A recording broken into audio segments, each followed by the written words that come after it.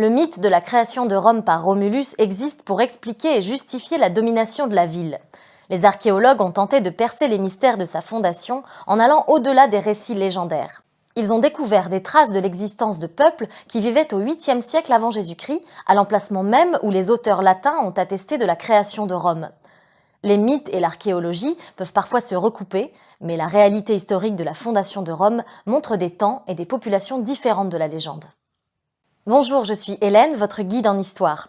Dans ce cours, nous étudierons la fondation de Rome et son développement selon l'archéologie. Nous verrons les temps et les endroits des premières occupations, avec une petite étude du site de la construction de Rome, puis comment les Étrusques ont développé la ville.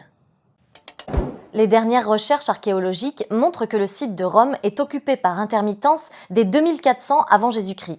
C'est à partir du 8e siècle avant Jésus-Christ qu'une occupation continue par les Latins, les habitants du Latium, semble avoir eu lieu. On en a retrouvé les premières traces sur le Palatin, endroit où est fondée la ville de Rome et choisi par Romulus dans le mythe. Le regroupement d'habitants sur le site de Rome est logique. Les collines permettent d'avoir une bonne vue sur l'espace environnant et la présence du fleuve facilite l'approvisionnement en eau tout en permettant un accès à l'arrière-pays et à la mer Méditerranée. Mais à cette époque, ce n'est pas encore une ville. On retrouve des vestiges d'habitation qui témoignent de la présence de petits villages de bergers. Les archéologues ont également retrouvé des urnes-cabanes qui recueillaient les cendres des défunts.